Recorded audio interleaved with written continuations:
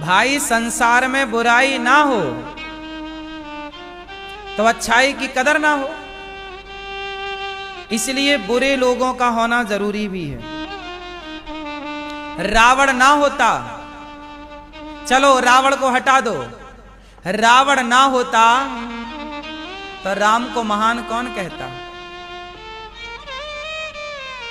भाई रावण की बुराई जब देखी तब आपने तुलना की, कंपेयर किया कि नहीं रावण इतना बुरा है पर राम इतने अच्छे हैं। बुराई होती नहीं रावण जैसी तो अच्छाई कौन देखता राम की? इसलिए लोग कहते हैं ना अधर्म बढ़ रहा है। अधर्म बढ़ता है तब जाके धर्म स्थापित होता है। बिना अच्छा ये बताओ संसार में पहले बुराई आई कि अच्छाई आई? क्या आई बोलो? कोई भी पिक्चर देखो विलन पहले आता, चैनल को सब्सक्राइब हीरो बाद में। बोलो हाँ। रावण पहले आया, राम बाद में। कंस पहले आया, कृष्ण बाद में। बोलो हाँ।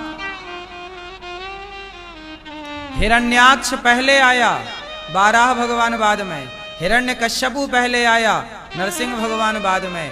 बुराई पहले आएगी, अपना डेरा जमाएगी, फिर अच्छाई आएगी, उस बुराई को मिटाएगी, तब अच्छाई का डंका बजेगा।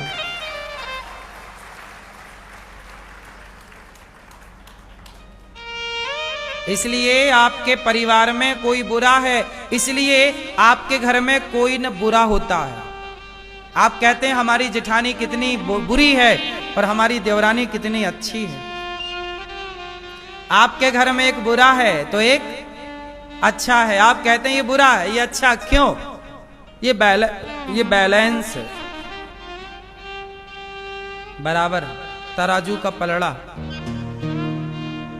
अरे बुरा ना होता तो अच्छे की कदर करता कौन? समझ में आई?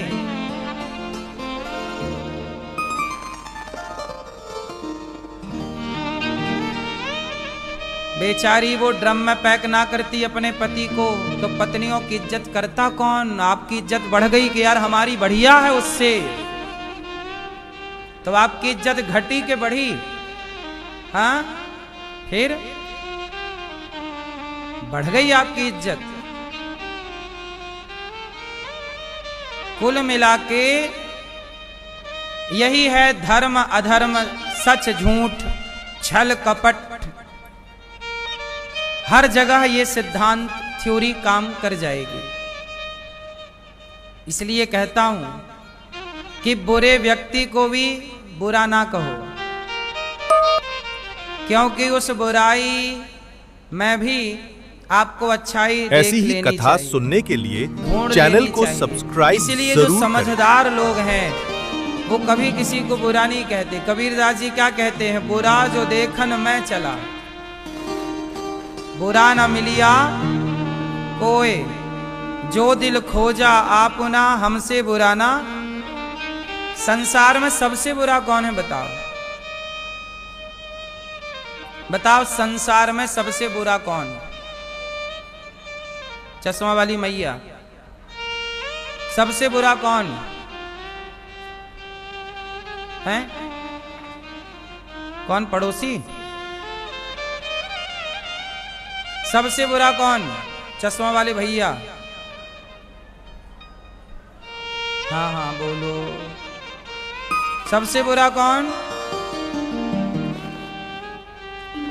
चश्मा वाले भैया। लाल मैया बताओ, सोफे में बैठी मैया लाल। सबसे बुरा कौन?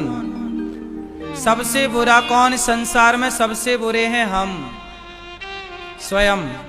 सबसे बुरा कौन? हम। इस धरती पर सबसे बुरा कोई है तो हम स्वयं हैं, और सबसे अच्छा कोई है तो भगवान। अच्छाई देखनी है तो भगवान की देख लो, बुराई देखनी है तो स्वयं की देख लो। आप लोग उल्टा करते हो। अच्छाई तो खुद की बताते फिरते हैं और बुराई दूसरों की देखते हैं, इसके अंदर ये बुराई, इसके अंदर ये बुराई है। एक बार क्या हुआ, सुई और चलनी मिली। कौन मिला? सुई कपड़ा सिलने वाली और चलनी आटा चालने वाली। सुई और चलनी मिली तो चलनी बोली, सुई बहन कैसी हो? तो सुई बोली, बढ़िया हूं। चलनी बोली, बहन सुई तुम बहुत अच्छी हो, तुम दो को एक कर देती हो। चलनी बोली, सुई तुम दो कपड़ों को सिलकर सुई। चलनी बोली, सुई तुम बहुत अच्छी हो, तुम दो को एक कर देती हो, पर तुम में एक कमी है। क्या? बोले तुम में एक छेद है, तुम में एक छेद है। सुई में कितने छेद हैं? तुम में एक छेद है, ये मुझे अच्छा नहीं लगा। चलनी बोली। सुई बोली, बहन तुम बहुत अच्छी हो, तुम्हें हमारा एक छेद तो दिख रहा है, पर जो तुम में हजारों छेद हैं वो तुम्हें नजर नहीं आ रहे।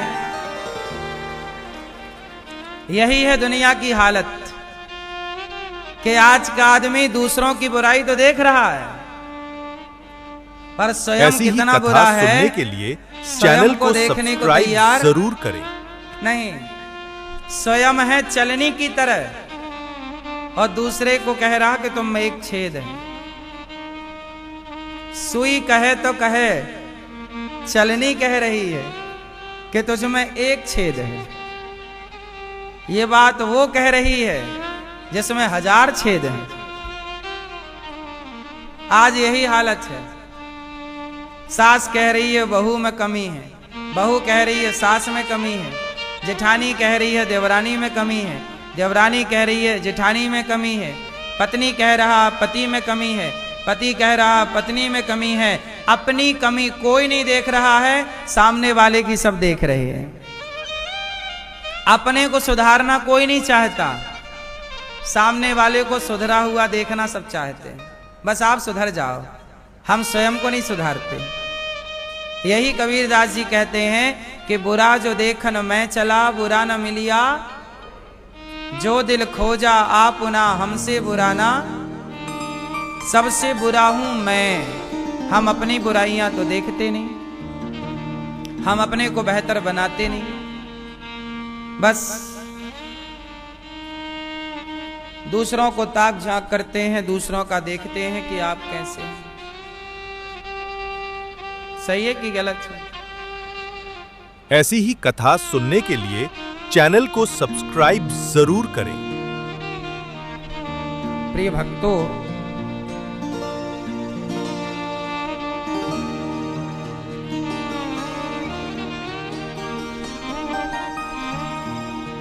भगवान ने यह संसार बनाया है, जन्म आदि यस्य जन्माद्यस्य।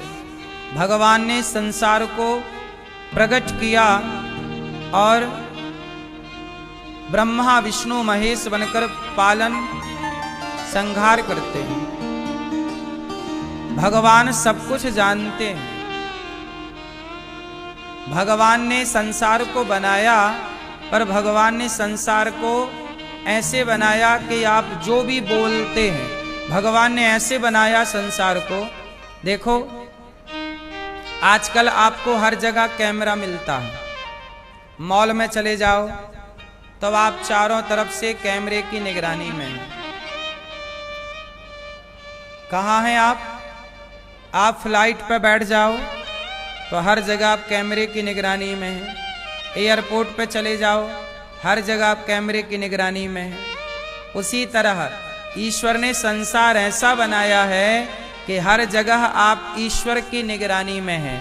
तुम्हें कोई देखे ना देखे, पर भगवान हमेशा देखते हैं। इसलिए तुम्हारे पाप तुम्हारे पुण्य के साक्षी कौन?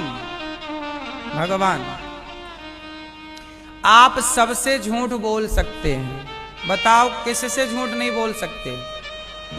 जोर से, जोर से। गलत उत्तर है। भगवान से भी झूठ बोलते हैं लोग। भगवान सब जान लेते हैं वो अलग विषय है, पर बोलते तो लोग झूठ भगवान से भी हैं। बताओ आदमी झूठ किससे नहीं बोल सकता है? हाँ, आदमी भगवान से भी झूठ बोल सकता है और बोलता है। आप लोग रोज झूठ बोलते हैं भगवान से, नहीं बोलते? क्या बोलते बताओ? आप लोग रोज कहते हैं ऐसी ही कथा सुनने के लिए चैनल को सब्सक्राइब जरूर करें। तेरा सब कुछ है तेरा स्वामी, सब कुछ है तेरा, तेरा तुझको अर्पण, प्रभु जी का प्रभु जी को अर्पण, क्या लागे मेरा। ओम जय जगदीश हरे। ये बात आप बोलते हो कि नहीं? लेकिन आप जैसे ही मंदिर के बाहर आते हो आपके बयान बदल जाते हैं, लीलें बदल जाती हैं। आप क्या बोलते हो? ये पत्नी मेरी, बेटा मेरा, सब कुछ है मेरा, भैया ये घर भी है मेरा, मेरा मुझको दे दे, क्या लागे तेरा। ओम जय जगदीश हरे। आप मंदिर में कहते हैं प्रभु सब आपका, और बाहर कहते हैं ये मेरा। झूठ हो गया कि नहीं? क्यों? बोलो मेरी माँ, झूठ हुआ ना? तो आदमी तो भगवान से भी झूठ बोल रहा है और रोज बोल रहा है। आप कहते हो ये बेटा मेरा है, इससे बड़ा झूठ क्या होगा?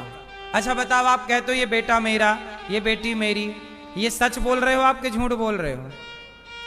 झूठ है ना? क्यों? ये झूठ है कि सच है? ये बेटी आपकी, ये बेटी मेरी, ये बेटा मेरा, ये सच है कि झूठ है? क्यों? सच बताओ, ये बेटा किसका? किसने दिया? आंख कान हाथ पांव किसने बनाए? उसे जीवन किसने दिया?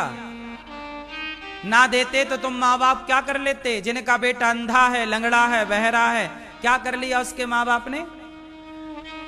क्या कर लोगे तुम? यदि बच्चा मरा हुआ पैदा हुआ किसी महिला को, तो क्या कर लेती है वो माँ?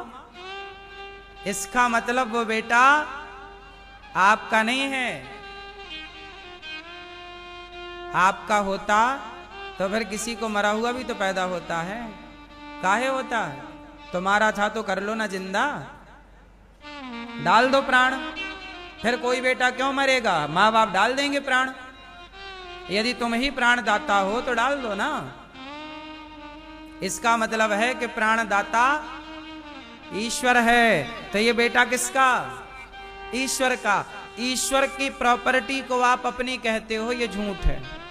आप दूसरे के घर को कह दो ये मेरा है, तो सही है कि गलत है?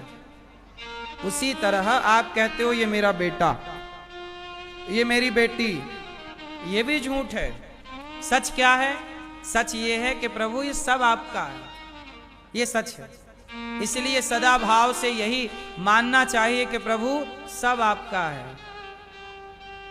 नाथ सकल संपदा तुम्हारी, तन भी तेरा, मन भी तेरा, धन भी तेरा, सब कुछ है तेरा, तेरा तुझको अर्पण, क्या लागे मेरा। ये बात सही है, लेकिन आदमी से मानता नहीं। आदमी कहता है ये मेरा है, ये पत्नी मेरी है। वाह,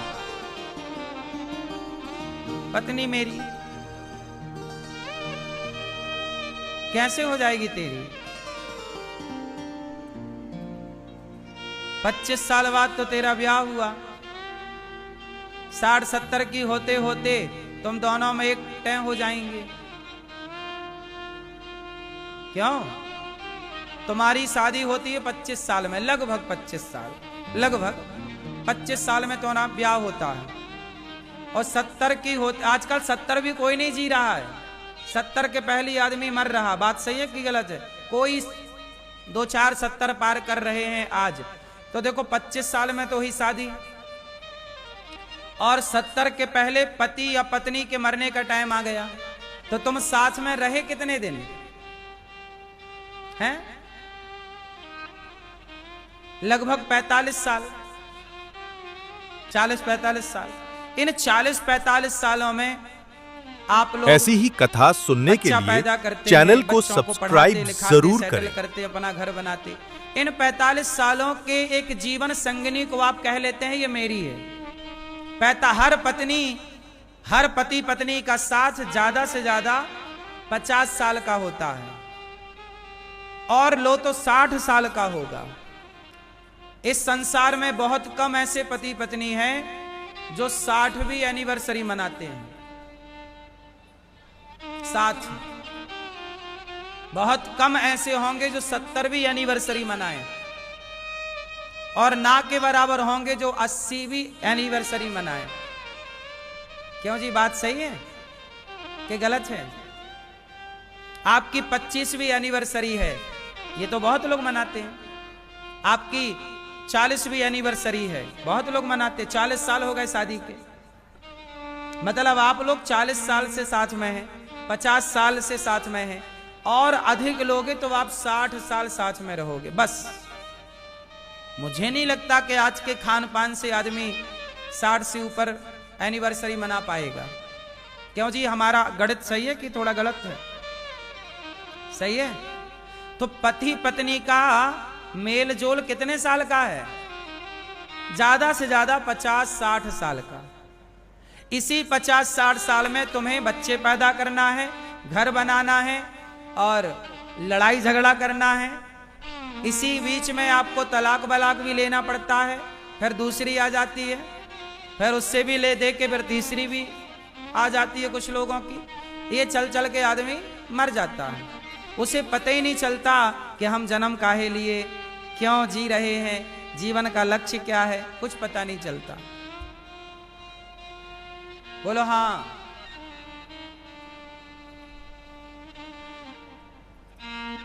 आपके बेटों का साथ केवल 20 साल का है। 20 साल का बेटा होते ही आपसे अलग हो जाएगा, पढ़ने के बहाने से।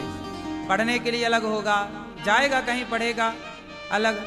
शादी हो जाएगी, फिर भी वो अलग ही सेपरेट चाहेगा।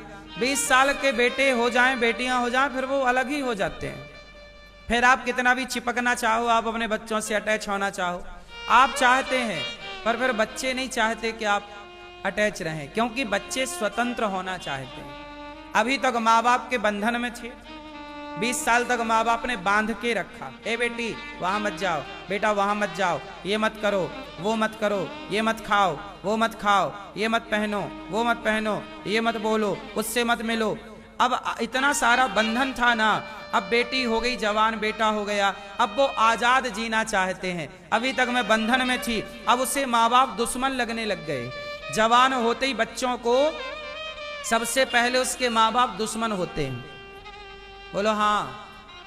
सबके लिए बातें नहीं हैं, पर 95% ये बातें सत्य हैं। आप इसे कितने तरीके से जिम्मेदारी से समझ रहे हैं, सुन रहे हैं, वो अलग विषय है। लेकिन आजकल बच्चों के सबसे बड़े दुश्मन कौन बनते हैं? उनके माता पिता। क्यों? क्योंकि माता पिता ने उन्हें 20 साल 25 साल तक रोक के रखा। यहां नहीं जाओ, ये मत खाओ, ये मत बोलो।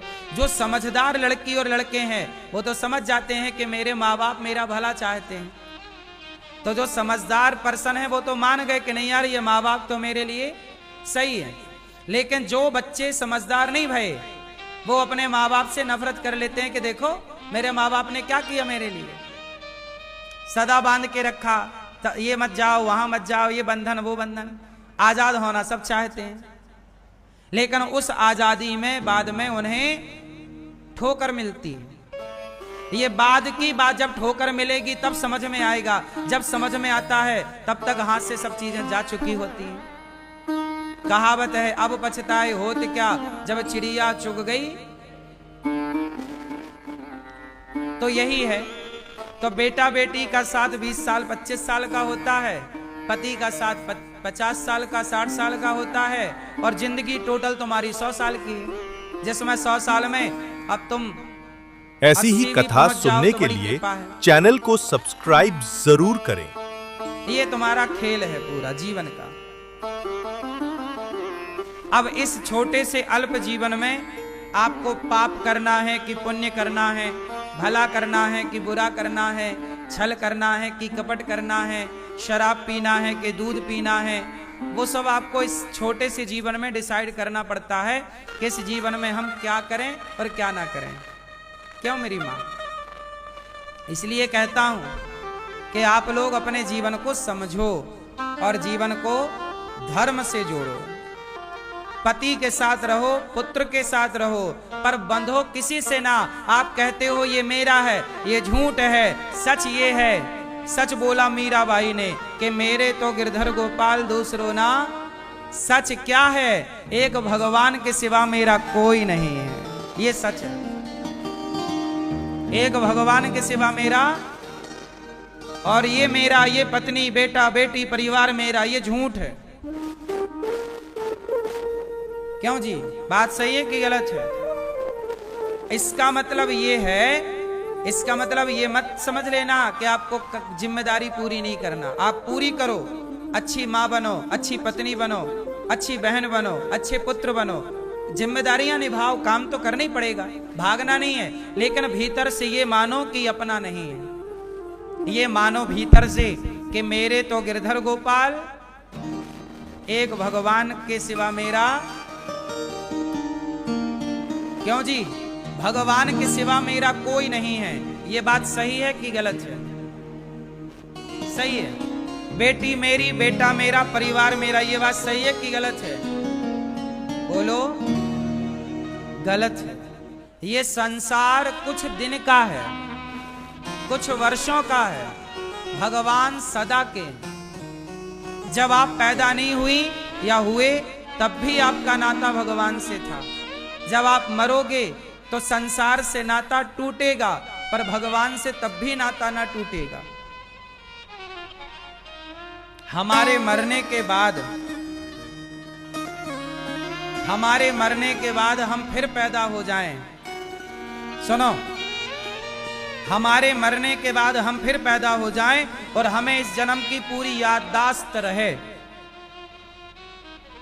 तो क्या मुझे इस जन्म में जो मेरे अपने हैं, मैं इस जन्म में जिनको अपना कह रहा हूं, जब मैं मर के अगला जन्म लूंगा और मैं बताऊं कि भैया मैं आपका था, तो लोग मानेंगे, लोग स्वीकार करेंगे? आज जो आपका बेटा है या जो आपकी पत्नी है वो मर जाए और दूसरा जन्म लेके फिर आए, फिर कहे कि मुझे याद है मैं तो आपकी पत्नी हूं, मैं तो आपका बेटा हूं, तो क्या आप उसे मान लोगे अपना? क्या सरकार मानेगी? क्या ये आज का सिस्टम मानेगा? बोलो। नहीं मानेगा। तो आपसे हमारा रिश्ता केवल इसी जन्म का है। ये जो 7 जन्म में तुम कहते हो ना हमारा जन्म 7 जन्म का साथ है तुम्हारा हमारा, सब झूठ है।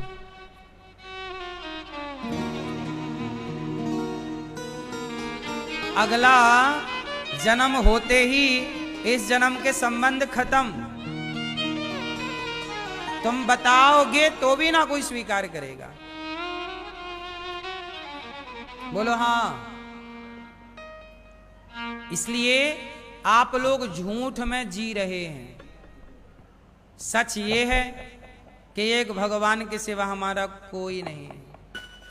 इसलिए कहता हूं कि नाता एक राम जी से, दूजा नाता तोड़ दे।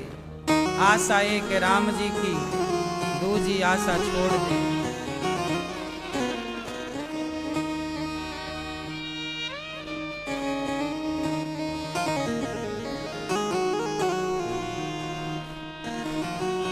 मनुष्य मात्र का धर्म है ईश्वर को पाना।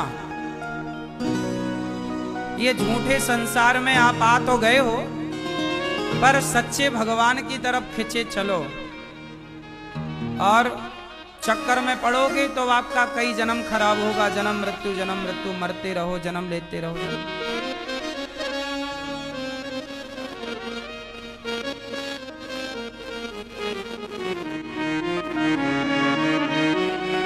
इसलिए ज्यादा संबंध ना हो, ज्यादा रिश्ते नाते ना हो।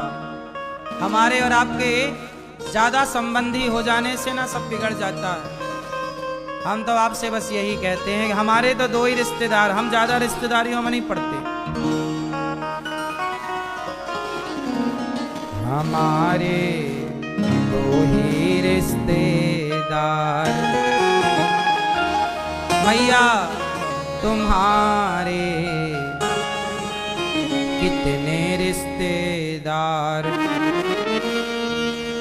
एक हमारी राधा रानी, एक हमारी राधा रानी, और दूजे बांके बिहारी सरकार। हमारे दो ही रिश्तेदार। हमारे कितने रिश्तेदार और आप लोगों के बाजार। ये भी मेरा, ये भी मेरा, यही है। शादी का कार्ड नहीं आया, रोने लग गए, हमें बुलाया नहीं, बुलाया नहीं, हमें शादी नहीं बुलाई, शादी नहीं बुलाया। अच्छा है, जितने कम रिश्तेदार उतना सुखी जीवन, जितने ज्यादा रिश्तेदार उतना दुखी जीवन। बात सही है कि गलत है? क्यों? ज्यादा बाजार अच्छी है। अच्छा ये बताओ, आपकी यात्रा लंबी है तो यात्रा सुखद बनाना हो तो सामान ज्यादा लेना पड़ेगा कि सामान कम? जिसके पास ज्यादा झोला, बैग, सूटकेस, जिसके पास ज्यादा सामान है वो ज्यादा सुखी है, या जिसको यात्रा में सामान कम है वो सुखी है? बोलो। कम सामान वाला। हाँ, ये जिंदगी क्या है? ये जिंदगी क्या है? एक यात्रा है। जिंदगी एक सफर है सुहाना, यहाँ कल क्या हो किसने जाना। जिंदगी एक सफर है सुहाना। ये जिंदगी क्या है? एक सफर है। सफर मीन्स यात्रा। आप कौन हैं? यात्री। आप कौन हैं? ये जिंदगी की यात्रा में आप आए हैं। आपकी यात्रा 60, 70, 80 साल की यात्रा है। हाँ या ना? इस यात्रा में आपको पति मिलेगा, पत्नी मिलेगी, पुत्र मिलेगा, परिवार मिलेंगे, शत्रु मिलेंगे, मित्र मिलेंगे, जमाना मिलेगा। ये सब करते एक दिन आप तय हो जाओगे। बोलो हाँ। ये जिंदगी एक यात्रा है। कृपया यात्रीगण ध्यान दें, आप जिंदगी की यात्रा में हैं। और यात्रा है तो यात्रा एक दिन पूरी जरूर होगी। इसलिए ज्यादा झंझट, ज्यादा मेले में ना रहो। मेले में जो पड़ता है वो झमेले में पड़ जाता है। इसलिए आप कौन हैं? परदेसी। कौन है आप? कौन है आप? और परदेसियों को जाना पड़ता है कि नहीं? नहीं जाना पड़ेगा। तुम तो ठहरे परदेसी, साथ क्या निभाओगे। तुम तो ठहरे परदेसी, साथ क्या निभाओगे। सुबह पहली, ये सुबह पहली गाड़ी से क्या मतलब है इसका बताओ? ये गीत भी बड़ा साइंटिफिक, मतलब आध्यात्मिकता से भरा है यदि मैं इसकी सही व्याख्या करूं तो। और सामान्य व्याख्या में तो आपका है ही है, पर तुम तो ठहरे परदेसी। पर इसकी सही बात ये है कि तुम तो ठहरे परदेसी, आप परदेसी हैं, बात सही है। और साथ क्या निभाओगे? क्या साथ निभाएगी पत्नी और क्या साथ निभाएगा पति? आप कहते हो 7 जन्म का साथ है, एक जन्म में ही तो निभा नहीं पाते और बातें करते हैं 7 जन्म की। साथ क्या निभाओगे, और सुबह पहली गाड़ी से ऐसी ही कथा सुनने शाम के को लिए चैनल किसी की को मृत्यु हो सब्सक्राइब जाए जरूर करें। दोपहर के 3 बजे या 1 बजे, तो बताओ आज आदमी मरता है तो उसकी अर्थी आज ही उठेगी, ऐसा नहीं है। आज जो मरता है उसकी अर्थी कब उठती है? सुबह पहली गाड़ी से। जो आज मरेगा रिश्तेदारों का इंतजार होता है ना, आने तो भैया दूर दूर से आ रहे हैं, टाइम से आ गए तो सही है, शाम को हो गई, वरना रात को तो अंतिम संस्कार होता नहीं है, फिर उसे सुबह पहली गाड़ी से ले जाया जाता है। बोलो हाँ। तो तुम तो ठहरे परदेसी, साथ क्या निभाओगे। तुम तो ठहरे परदेसी, साथ क्या निभाओगे। सुबह पहली गाड़ी से घर को लौट जाओ। सुबह गाड़ी से तो घर वापसी, चलो। तो आप कौन हैं? परदेसी। परदेसी हो ना, इसलिए कहा हम तो चले परदेस, हम परदेसी हो गए। छूटा अपना देश, हम परदेसी हो गए। ये सब परदेसी हैं, इसलिए कहा परदेसियों से ना अखियां मिलाना। ज्यादा प्यार ना करना, रोना पड़ेगा। जितना प्यार बढ़ाओगे उतना रोओगे।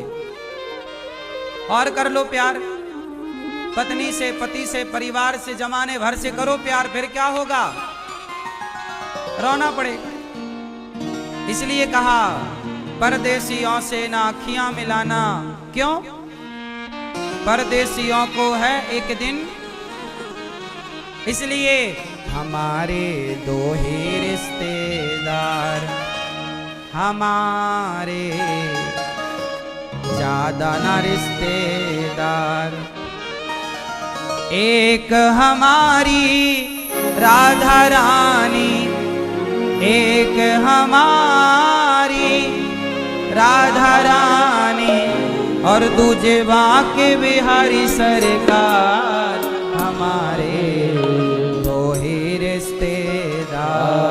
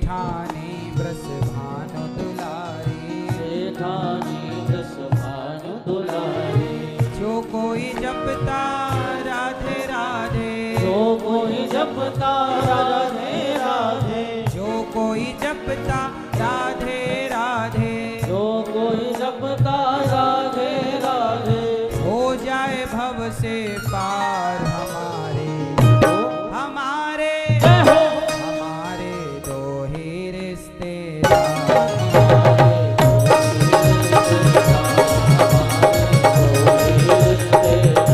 हमारे दो ही रिश्तेदार, हमारे दो ही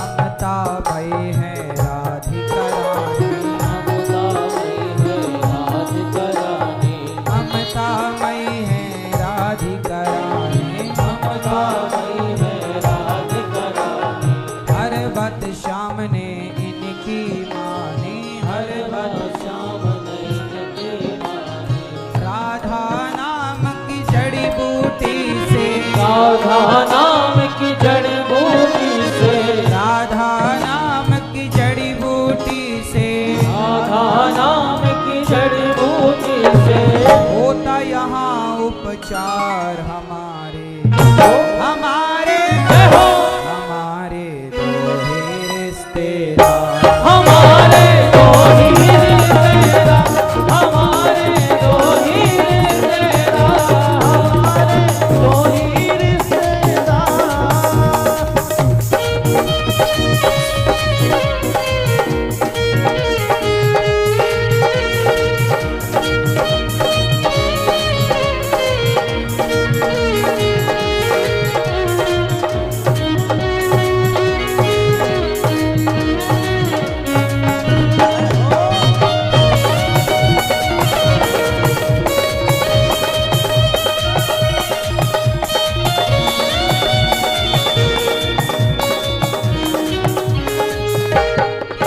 ना कोई चिंता ना कोई टेंशन, ना कोई चिंता ना कोई टेंशन, ना कोई चिंता ना कोई टेंशन, ना कोई चिंता ना कोई टेंशन, राधा नाम है दिल में मेंशन, राधा नाम है दिल में मेंशन, ना कोई चिंता ना कोई टेंशन, ना कोई चिंता ना कोई टेंशन, राधा नाम है दिल में मेंशन, और राधा नाम है दिल में मेंशन।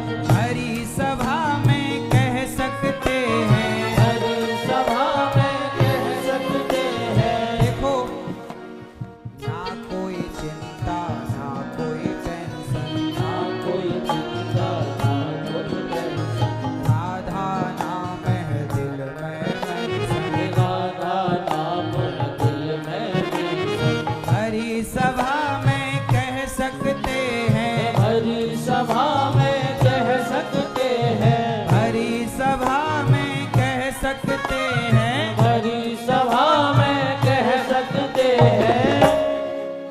आई लव यू सरकार हमारे हमारे हमारे दो ही रिश्तेदार। हमारे दो ही रिश्तेदार, हमारे दो ही रिश्तेदार, हमारे दो ही रिश्तेदार, हमारे दो ही रिश्तेदार, हमारे दो ही रिश्तेदार, हमारे दो ही रिश्तेदार, हमारे दो ही रिश्तेदार, हमारे दो ही रिश्तेदार, हमारे दो ही रिश्तेदार,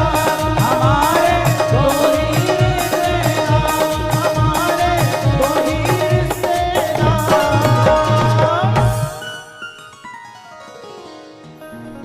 ना कोई चिंता ना कोई टेंशन, क्यों?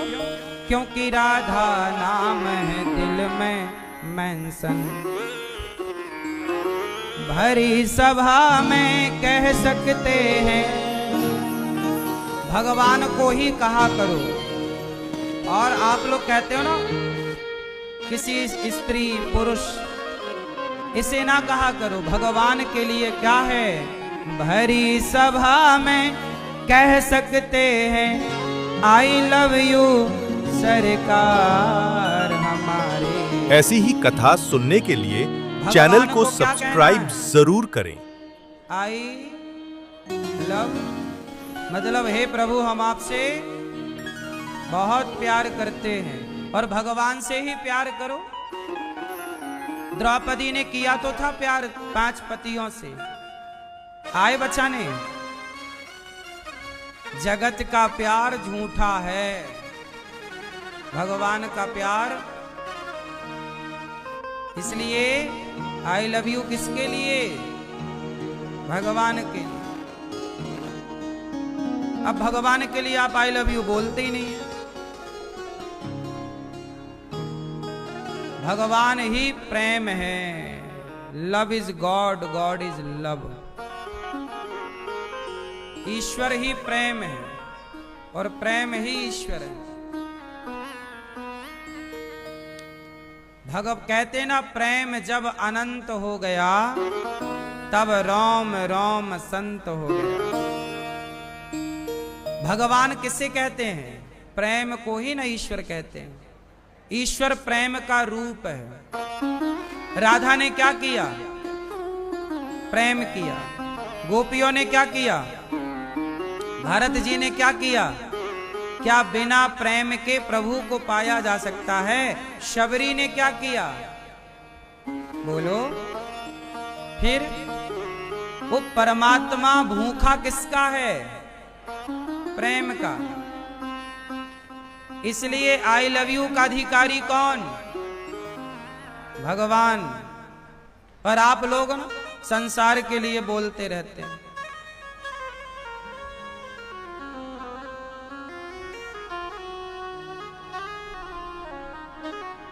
भगवान 24 अवतार लेकर आते हैं भक्तों के लिए।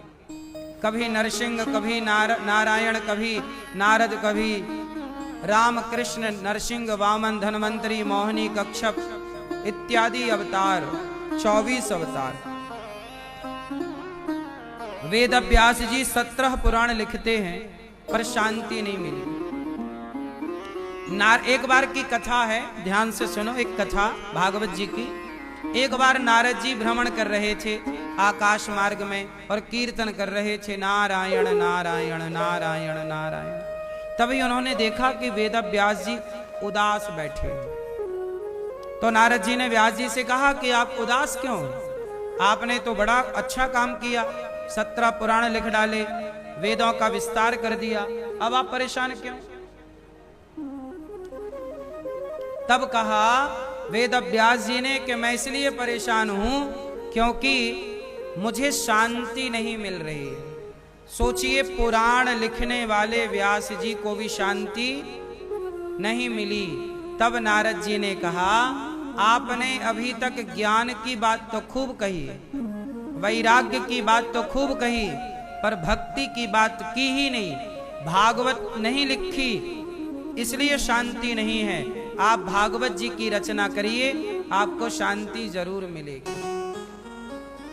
तब वेद व्यास जी ने भागवत की रचना की और जब भागवत लिखी तो अपार शांति मिल गई। वेद व्यास जी ने भागवत जी लिखने के बाद कुछ नहीं लिखा। भागवत सबसे अंतिम ग्रंथ है वेद व्यास जी का। अपार शांति मिली वेद व्यास जी को। भागवत लिखने वाले को भागवत लिखने से शांति मिली, तो संसार का प्राणी जब तक भागवत नहीं सुनेगा तब तक उसे शांति नहीं मिलेगी। शांति पाना चाहते हो, भागवत सुनो। भागवत में क्या लिखा वेद व्यास जी ने, महाभारत की कथा से भागवत जी को शुरू किया महाराज व्यास जी ने। ये व्यास जी कौन है, साक्षात नारायण के 24वें अवतार में एक अवतार वेद व्यास जी। भगवान श्रीमन नारायण के 17वें अवतार हैं व्यास जी। कौन से अवतार? 17वें अवतार वेद व्यास जी। भागवत जी की रचना हुई और भागवत जी में 18,000 श्लोक। कहां से शुरू किया? महाभारत से। लड़ाई चल रही है पांडवों की कौरवों से। आप लोगों की भी लड़ाई होती है ना, ऐसे पांडवों की भी हुई। बताओ झगड़े की जड़ कितनी, झगड़ा कितनी तरह से होता है? क्यों मैया? झगड़े की जड़ कितनी? एक। कौन सी? भूमि और नहीं।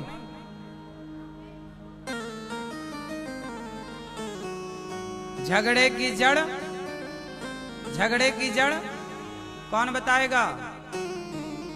झगड़े की जड़ 3। झगड़े की जड़ बोलो, झगड़े की जड़। मैया, ओ मेरी पंचायती मैया, सुन लो मेरी माँ। पीली मैया, ओ पीली मैया, जा रही हो मेरी माँ? नहीं सुनो, झगड़े की जड़ कितनी? 3। जड़, जोरू और जमीन। झगड़े की जड़ 3। हमेशा झगड़ा 3 कारणों से होता है। झगड़े का पहला कारण है जड़। जड़ मतलब मूर्खता। या तो आप मूर्ख हैं इसलिए झगड़ा होगा।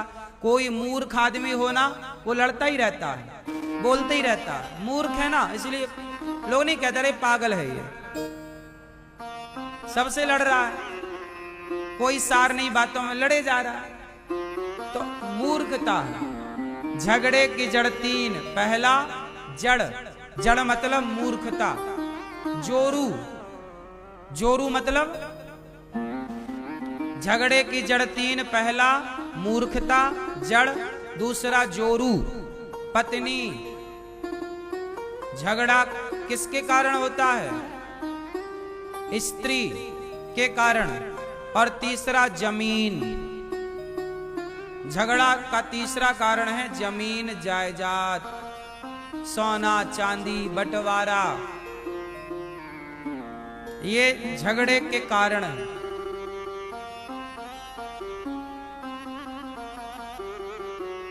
जो आदमी मूर्ख है वो झगड़ा, जो झगड़ा कर रहा है मतलब वो मूर्ख है। जड़, झगड़ा हो रहा है पत्नी के कारण। पत्नियां समझदार हों तो झगड़ा कभी ना हो। समझदार पत्नियां कहां मिलती हैं? बोलो। समझदार पत्नियां संस्कारी माँ बाप के आंगन में ही मिलती हैं। यदि संस्कारी माँ बाप नहीं है, ऐसी ही कथा सुनने के लिए चैनल को सब्सक्राइब जरूर करें। कैसी होगी? उजड़।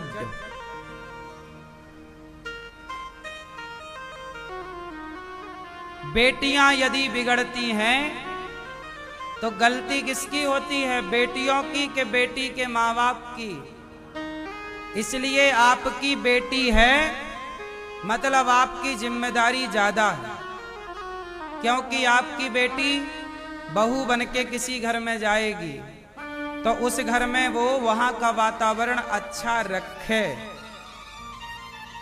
इसके लिए आपको बेहतर संस्कार देने होंगे। लड़कियां बहुएं बिगड़ती हैं इसलिए क्योंकि माँ बाप ने संस्कार बढ़िया नहीं दिए। और ये बात कह दो बहू से कि तेरे बाप ने तेरी माँ ने ठीक संस्कार नहीं दिए तो उसे बुराई लग जाती है। हमें ऐसा कहा।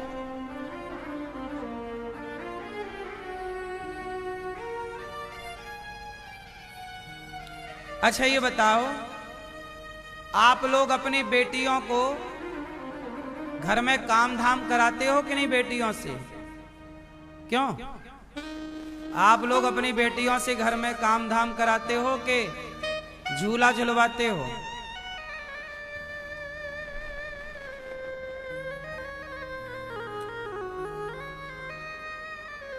आजकल के माँ बाप केवल पढ़वाते हैं बेटियों को, पढ़ो पढ़ो कलेक्टर बनना है, और कलेक्टर बन के अपने पति को अंदर कर देना। जा